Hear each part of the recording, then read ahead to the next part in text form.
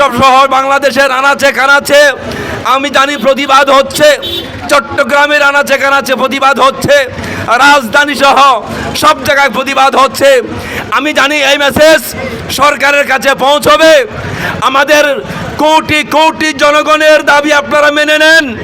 ফিলিস্তিনি পণ্য বয়কট করুন, রাষ্ট্রীয় ইসরায়েলি পণ্য বয়কট করুন, রাষ্ট্রীয়ভাবে ইসরায়েলি পণ্য বয়কট করুন, ইসরায়েলিদের বয়কট করুন, ইহুদিদের বয়কট করুন, ফিলিস্তিনিদেরকে আপনারা ওদেরকে সহযোগিতা করুন।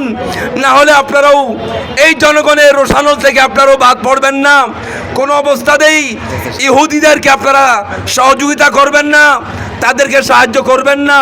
ফিলিস্তিনিদের সাহায্যে এগিয়ে আসুন।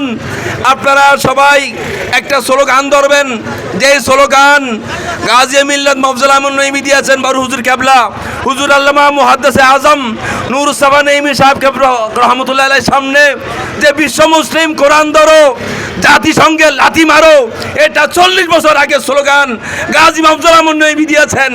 আমরা তখনও ছিলাম যেই জাতিসংঘ আছে এটা মূলত মুসলিম নিধন সংঘ।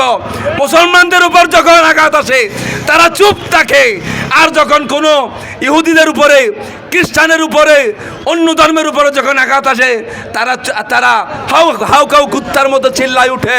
মুসলমান মেরে ফেললে, উইগুরের মধ্যে মেরে ফেলতেছে, তাদের কোনো আওয়াজ নাই।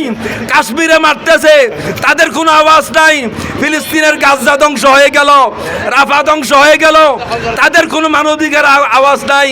যেই কোনো ইহুদি সেক্টরে হামলা হয়, কোনো বাতিল সেক্টরে হামলা হয়, তারা চিল্লায় ওঠে কুত্তার মতো। আমি আজকে ধিক্কার জানাচ্ছি যারা এই ইহুদিবাদদেরকে যারা সহযোগিতা করেন। আজ সবাইকে আমি আহ্বান জানাচ্ছি, ফিলিস্তিনিদের সাথে আমরা একতাবদ্ধ থাকব। সবাই সর্বশেষ মিছিল পর্যন্ত থাকবো। সবাইকে ধন্যবাদ। আসসালামু আলাইকুম রহমতুল্লাহ।